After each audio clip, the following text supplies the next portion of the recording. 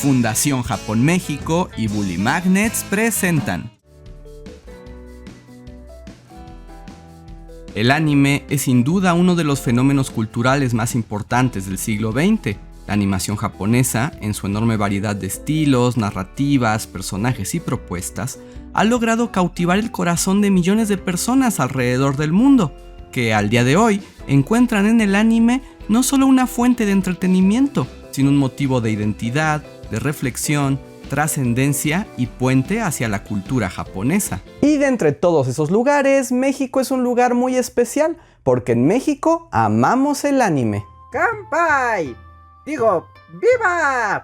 Claro que entre México y Japón existe una amistad histórica de siglos que se remonta a grandes momentos de contacto, como la primera misión diplomática japonesa que se dirigió a tierras novohispanas, o la firma del Tratado de Amistad, Comercio y Navegación en el siglo XIX, que significó el primer tratado de México con una nación asiática y el primero en reconocer a Japón como una nación en igualdad de condiciones. Y esta relación es particularmente interesante en lo cultural, y el anime ha cumplido una función primordial. Pero ¿cómo es que el anime llegó a México y se convirtió en el fenómeno que conocemos? Pues eso es lo que voy a contarles hoy. Así que hay que comenzar con un poco de ¡contexto histórico! Anime o anime, depende cómo prefieran pronunciarlo, es el nombre que reciben las animaciones producidas en Japón, aunque también se refiere a un estilo de dibujo, temáticas y narrativas muy características de los dibujos animados japoneses. Las técnicas de animación empezaron a desarrollarse en Japón a principios del siglo XX, tras la Revolución Meiji y el ingreso de los nuevos métodos de filmación en la isla. Los japoneses experimentaron dibujando directamente los fotogramas en las cintas de grabación. La primera animación japonesa que aún se conserva es de 1907, conocida como Katsudo Shashin, que literalmente significa imagen en movimiento, donde aparece un niño que escribe estos kanjis frente al espectador. Otros cortometrajes parecidos se hicieron esas primeras décadas, aunque muchos se perdieron tras el terremoto de Kanto de 1923. Las primeras grandes producciones fueron en los años 40, aunque solían estar financiadas por el Estado y eran propaganda de guerra, como el primer anime de largometraje Momotaro Umi no Shinpei de 1945. Que retomaba la clásica leyenda del pequeño héroe nacido de un melocotón, pero en el contexto de la Segunda Guerra Mundial, y el mensaje era apoyar a las tropas. Después de la guerra hubo muy poca producción de animaciones, a menos hasta los años 50, cuando surgieron los primeros estudios profesionales que se dedicaban mayormente a crear cortometrajes y comerciales para la televisión. Sin embargo, la industria estaba por cambiar gracias a un personaje que probablemente conozcan: Osamu Tezuka. ¡Oh! ¡Es el elegido! Manga es el nombre que reciben los cómics japoneses, y al día de hoy son la fuente de inspiración para la mayoría del anime. Si bien la tradición de historias gráficas es muy antigua en Japón, este formato de cómic en blanco y negro proliferó en la posguerra, porque era barato y no estaba censurado, por lo que surgieron personajes y relatos de todo tipo. Las historias de Tezuka eran profundas y optimistas. Él estaba convencido de que a través de ellas podría crear una conciencia social para llegar a un mundo más pacífico y justo. Además, era un gran fanático de las animaciones chinas y occidentales, incluidas las películas de Disney, por lo que pronto soñó en llevar al medio animado sus propias historias. En 1961 fundó el estudio Mushi Production y revolucionó la animación al dar vida a las primeras series animadas del Japón para televisión, entre los que uno en particular resaltó e hizo del anime un fenómeno global. Y ya saben de quién estoy hablando: Astro Boy. Tetsuwan Atom, o Astro Boy como se le conoció en Occidente, no solo fue el primer anime que estableció el canon estético del género, desde la apariencia adorable y de grandes ojos de los personajes hasta las técnicas de animación para diálogos y peleas, sino que además se trató de la primera serie animada que trascendió las fronteras de Japón. Por Asia, Europa y luego América, el poderoso niño robot se convirtió en una sensación, allanando el camino para muchos animes nuevos. Y es aquí donde comienza nuestra historia, porque Astro Boy se estrenó en México en 1964, apenas un año después que en Japón, por el canal 5 de Televisa, XHGC. Ahora bien, hay quienes establecen que Astro Boy se estrenó hasta 1974, pero en realidad ese fue el año en que Televisa adquirió la serie completa con sus 193 episodios. El estreno fue 10 años antes, como parte de un fenómeno global televisivo, un éxito que ninguna televisora en el mundo dejó pasar. Este dato fue difícil de corroborar, pero encontré unos teleguías mexicanos de los años 60 que demuestran que Astro Boy se transmitió y retransmitió en nuestro país desde 1964 hasta 1968. Astro Boy fue un éxito en México, pero es cierto que se mantuvo como una mera curiosidad, una caricatura japonesa entre una programación dominada por contenidos mexicanos y estadounidenses. Sin embargo, en la década de 1970, esto cambiaría por razones del todo pragmáticas. En términos de dinero, no hay dinero. Aunque la televisión mexicana había arrancado desde los 40 y estaba bien consolidada, la realidad es que era muy difícil llenar las horas de programación de todos los canales, en particular la barra infantil, porque la tendencia eran las caricaturas, y México no las producía. Entonces, se compraban contenidos extranjeros, caricaturas estadounidenses como los Looney Tunes o las producciones de Hanna-Barbera, eran las más populares, pero había un pequeñísimo problema. Eran carísimas. El elevado costo impedía a la televisión mexicana comprar caricaturas en grandes cantidades. Afortunadamente, en esos años, los estudios de animación japonesa estaban en expansión y tenían gran interés por ingresar a otros mercados, por lo que sus producciones eran mucho más accesibles. Por ello, el entonces dueño y presidente de Televisa, Emilio Azcárraga Milmo, y con el antecedente de Astro Boy, optó por dar entrada al anime. Aunque en esos momentos no le llamábamos anime,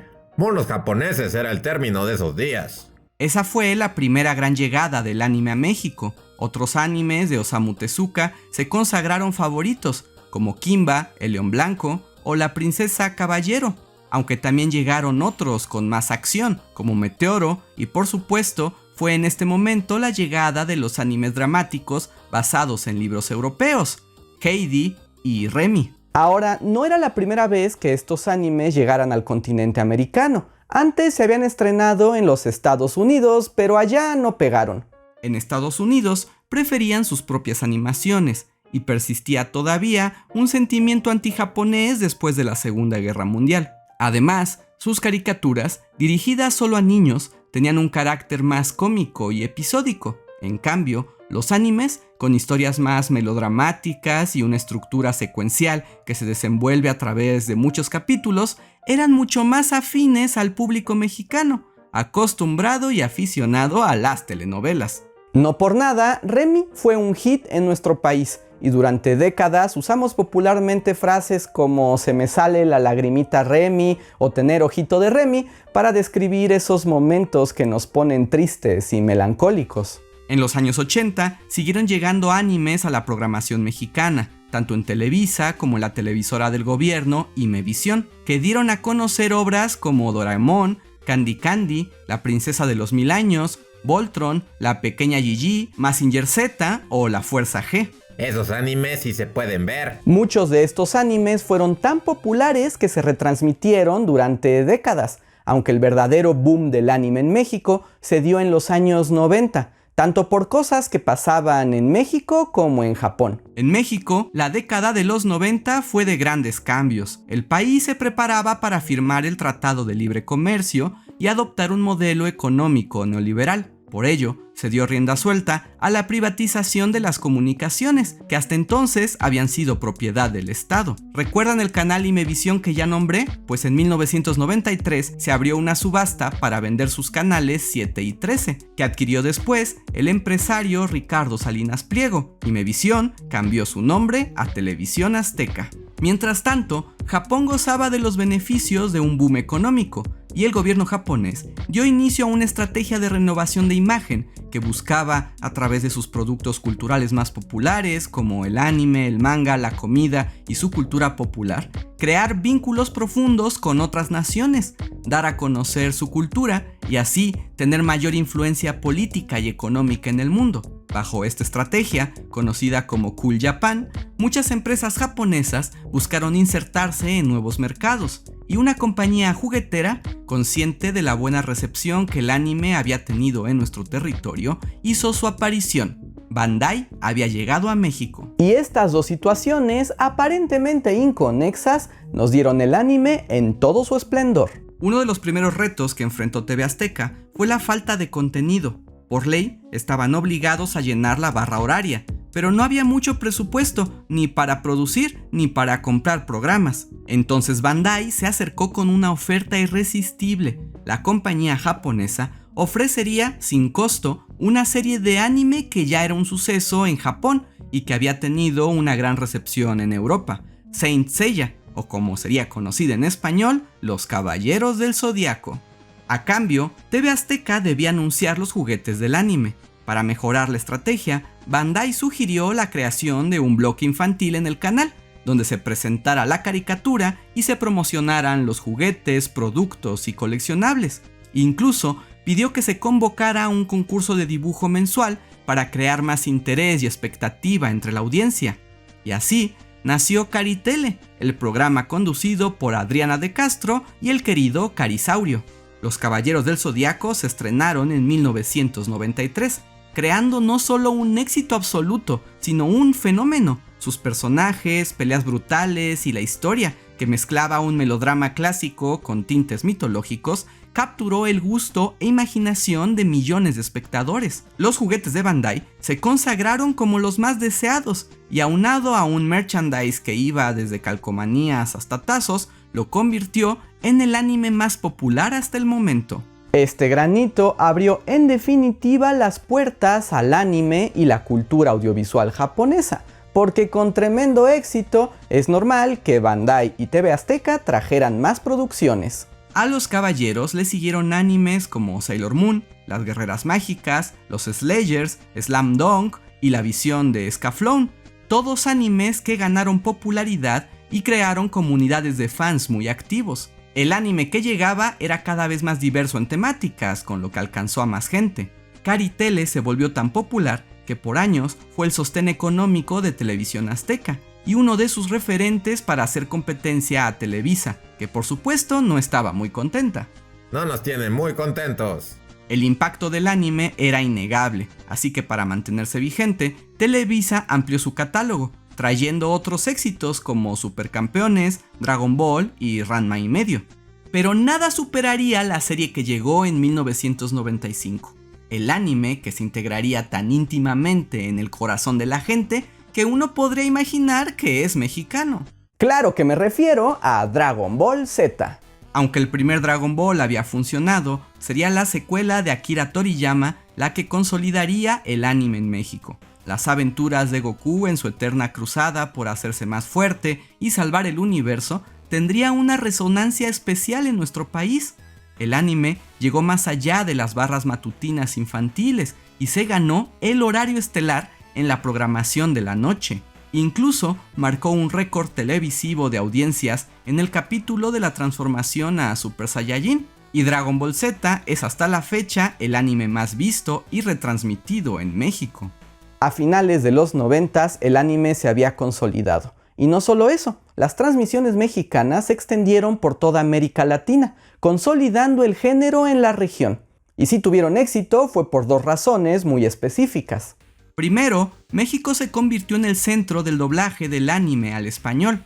Los actores y actrices de doblaje hicieron un gran trabajo, no solo dando voz a los personajes, sino que aprendieron a adaptar las inflexiones y estilos del japonés original, por lo que las series se sintieron más orgánicas y vivas, más cercanas a la experiencia original y además de mayor accesibilidad en América Latina. Y la segunda, pues que no estaban censuradas.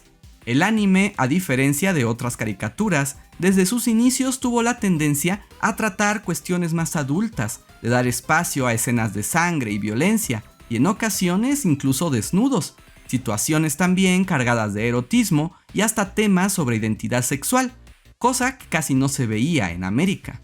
Algo tan natural en la cultura japonesa ponía muy incómodos a varios sectores conservadores de Latinoamérica. ¿Alguien quiere pensar en los niños? Por esas razones, el anime había tenido problemas en pasar por la mirada puritana de los Estados Unidos, quienes incluso, para transmitir las series japonesas, las censuraban, recortaban o alteraban de manera que fueran más aptas para su sensibilidad. Sin embargo, en México esto no ocurrió. Los animes fueron transmitidos y doblados fielmente de los originales, y aunque en realidad no sabemos por qué, lo cierto es que esto contribuyó a la popularidad del anime, que lo hacía aún más diferente y atractivo para los jóvenes. Pero nada lindo dura para siempre. Entre finales de los 90 y principios de los 2000, con cada vez más animes en la televisión y con la popularidad en aumento, hizo que los grupos más religiosos y conservadores de la sociedad pusieran atención a estos productos. Comenzó una campaña de desprestigio en iglesias, escuelas y los propios medios de comunicación. Es famoso el programa de 2001 Frente a Frente del propio TV Azteca, en el que la periodista Lolita de la Vega criticó al anime como industria y culpó a series como Pokémon y Evangelion de ser diabólicas y desviar a la sociedad de sus valores. La crítica solo fue en una pequeña sección de la sociedad, pero una suficientemente vocal como para amedrentar a las televisoras. Ante la posibilidad de perder inversores o recibir muchas críticas, tanto Televisa como TV Azteca dejaron de traer nuevos animes. Solo se mantuvieron en teleabierta algunos de corte infantil o extremadamente populares, como Pokémon y Dragon Ball Z, pero la gran era del anime en México estaba llegando a su fin. Es un día triste en la historia. El anime abandonó la cultura masiva de la televisión, pero subsistió gracias a 3 instancias muy de la época: la televisión por cable, el internet y la piratería. ¡Me convertiré en el rey de los piratas! ¡Llévele, llévele! La salida del anime de la tele abierta obligó a las compañías japonesas a buscar nuevos espacios de distribución. Por suerte, la televisión por cable no estaba sometida a la opinión pública ni a la censura. Canales consagrados como Cartoon Network o Fox Kids crearon sus bloques dedicados al anime y trajeron series muy populares como Samurai X, Inuyasha, Yu-Gi-Oh!, Beyblade, Shaman King y Sakura Card Captor.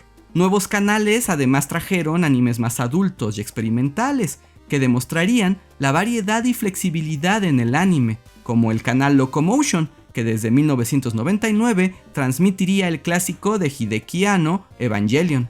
Más tarde, en 2005, Locomotion sería adquirido por Sony y transformado en Animax, el primer canal latinoamericano dedicado exclusivamente al anime, pero esa es otra historia. Pero lo cierto es que la televisión por cable no estaba al alcance de todos. En cambio, el deseo y fascinación por el anime persistía. En la primera década del siglo XXI se popularizaron las convenciones de cómics, como la TNT y la Mole, donde las comunidades de fans se reunían para convivir y consumir sus productos culturales favoritos. En México, desde muy temprano, se integraron actividades relacionadas con el anime, el manga y la cultura japonesa. Se trata del nacimiento de la identidad otaku. El término otaku nació en Japón en los años 80 para describir a personas obsesionadas con sus pasatiempos y tenía un tono bastante despectivo. Sin embargo, en América fue adoptado como una identidad cultural para referirse a las personas fanáticas y consumidoras del anime y en realidad de todo lo japonés. Los otakus en México se reunían en las convenciones, entre varias cosas, para adquirir animes que se vendían piratas en formato de VHS y DVD. Este mercado negro, que pasaba de mano en mano, permitió a miles de personas conocer nuevos animes e incluso seguir sus series favoritas casi en vivo, al mismo tiempo que se transmitían en Japón. Y el efecto de esto fue un incremento en el interés por la cultura y el idioma japonés. El problema de conseguir los animes de esta manera eran las traducciones, así que muchos fans se dedicaron a aprender el idioma y hacer los subtítulos para las series piratas, incluso algunos hacían doblajes amateur. En México, la consolidación del interés por la cultura japonesa se dio a través del anime, tanto así que según datos de la Fundación Japón, en 2012 el 90% de los estudiantes de japonés en México declaraban que su motivación era el gusto por el anime y el manga. Y este interés abrió las puertas a otras manifestaciones de la cultura japonesa, como el cine, la música, la literatura y otras artes. Es a finales de los 90, por ejemplo, que el interés por el anime y sus historias se extendió tanto como para que sus audiencias buscaran las fuentes originales.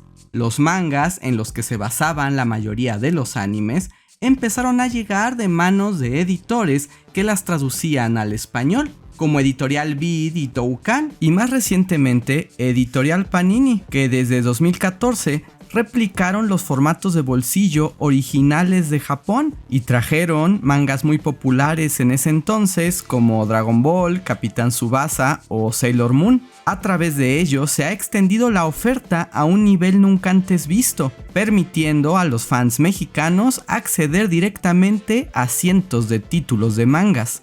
Aunque eso sí, la pura historia del manga en nuestro país es igual de compleja, así que ya la trataremos en otro video. Finalmente, el internet, a través de páginas de fans, aumentó la oferta de animes para los mexicanos y creó un circuito que fortaleció un público cada vez más activo y numeroso. Además, en la primera década del 2000, el anime regresó al público general a través del cine, particularmente por las películas de Estudio Ghibli que reivindicaron la calidad y propuesta del anime a nivel global.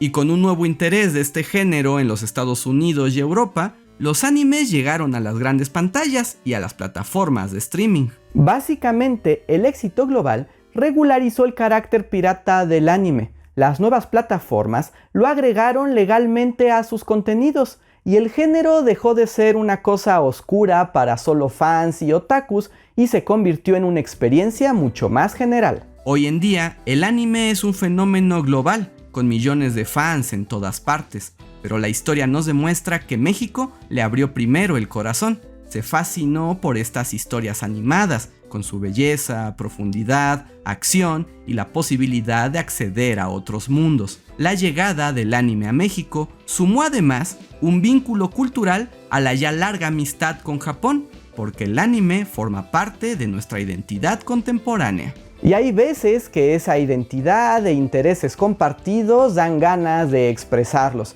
Y si a ustedes como a mí les gustan la historia, el anime y el manga, les tengo grandes noticias, porque la Fundación Japón México tiene una convocatoria que seguramente les va a interesar.